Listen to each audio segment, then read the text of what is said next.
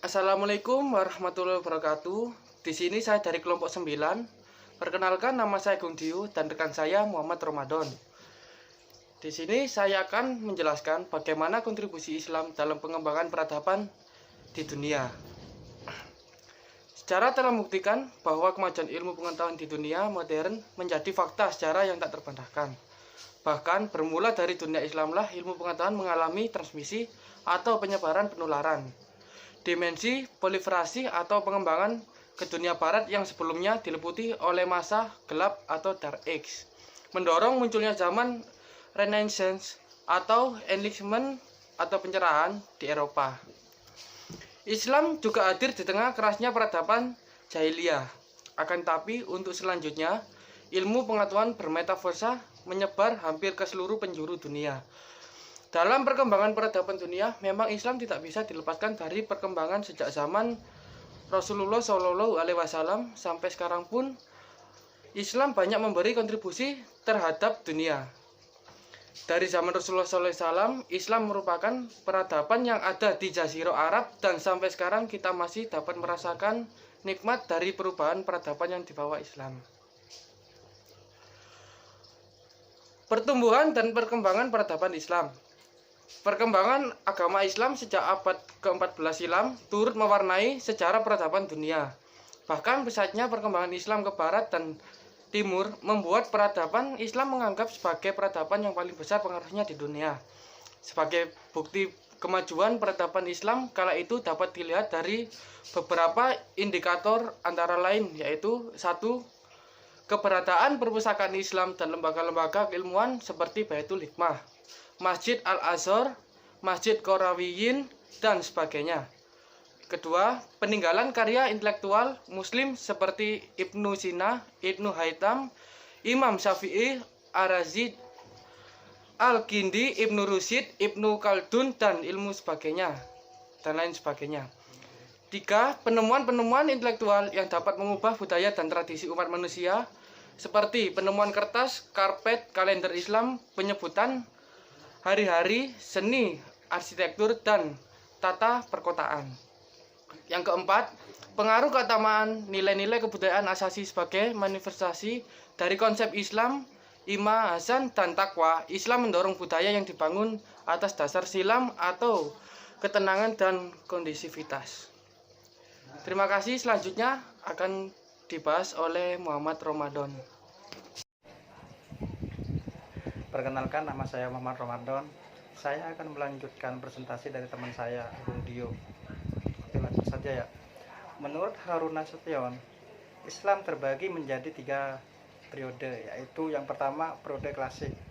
Periode klasik ini dimulai sejak abad 650 hingga 1250 Masehi dan dilanjutkan kepada periode pertengahan, yaitu 1250 Masehi hingga 1800 Masehi.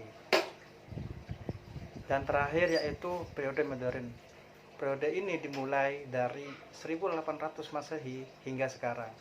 Dan masing-masing periode ini terdapat perbedaan dimensi yang khas yang tampil dalam setiap perkembangannya.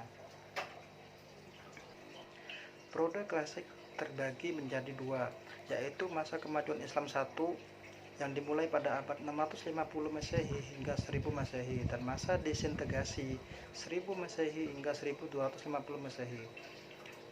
Masa ini bisa disebut sebagai awal dari masa keemasan Islam sebelum Nabi Muhammad SAW wafat. Ekspansi Islam telah berhasil menguasai semenanjung Arabia dan ekspansi keluar wilayah Arab baru dimulai pada masa khalifah pertama, yaitu Khalifah Abu Bakar As-Siddiq. Masa kemajuan Islam 1 bagian dari periode klasik ini ditandai oleh adanya sejarah 4 sahabat Nabi Muhammad SAW yang dalam kajian Islam akrab disebut sebagai Khulafa Ar-Rasyidin, yaitu Abu Bakar sebagai Amir Al-Mu'minin tahun 632 hingga 634 Masehi, Umar bin Khattab 634 hingga 644 Masehi, Utsman bin Affan 644 hingga 656 Masehi, dan Ali bin Abi Thalib 656 hingga 661 Masehi. Pada masa ini, Islam mulai tersebar di luar wilayah semenanjung Arab. Terjadi penaklukan Islam terhadap beberapa wilayah seperti Damaskus, Mesir, Irak, Palestina, Syria, dan Persia. Pergerakan dari kerajaan Khulafaur ar-Rasyidin selanjutnya diteruskan oleh dinasti Umayyah pada tahun 661 hingga 750 Masehi. Pada zaman ini penyebaran Islam semakin luas. Daerah yang dikuasai pada zaman ini yaitu Syria, Palestina, Afrika Utara, Irak, semenanjung Arab, Persia, Afghanistan, dan Asia Tengah seperti Pakistan, Turkmenistan, Uzbekistan, dan sebagainya. Pada masa ini ditandai sebagai perkembangan kebudayaan Arab. Peradaban Islam semakin maju dengan perpindahan kekuasaan dari dinasti Bani Umayyah ke dinasti Bani Abbasiyah. Pada zaman ini, perekonomian negara mulai meningkat dengan berkembangnya bidang pertanian dan pertambangan. Perhatian terhadap ilmu pengetahuan mulai tumbuh khususnya pada masa kepemimpinan Harun al-Rasyid pada tahun 785 hingga 809 Masehi dan Al-Ma'mun 813 sampai 833 Masehi. Perhatian terhadap ilmu pengetahuan ini ditandai dengan penerjemahan buku-buku yang berbahasa Yunani dan Bizantium ke dalam bahasa Arab. Khalifah Al-Ma'mun mendirikan Bait al-Hikmah. Cabang-cabang ilmu pengetahuan yang diutamakan dalam Bait al-Hikmah ini diantaranya kedokteran, fisika, geografi, astronomi, optik, sejarah, dan filsafat. Selanjutnya adalah periode pertengahan yang dimulai sejak abad 1250 hingga 1800 Masehi. Pada zaman ini tidak ada perkembangan yang berarti bagi peradaban Islam, kecuali hanya sedikit. Pada zaman ini terdapat 3 kerajaan besar, yaitu Kerajaan Utsman di Turki, Kerajaan Safawi di Persia, dan Kerajaan Mughal di India. Peperangan demi peperangan sering terjadi pada masa 3 kerajaan besar ini untuk menguasai wilayah tertentu. Disintegrasi politik pada masa ini terlihat semakin besar dibandingkan dengan masa Bani Abbasiyah dan sekaligus menandai berakhirnya perkembangan peradaban Islam. Pada masa ini bisa disebut juga sebagai masa kebangkitan dunia Islam. Sejumlah tokoh Islam melakukan pembaharuan pemikiran Islam atau modernisasi dalam Islam untuk mengembalikan kejayaan Islam.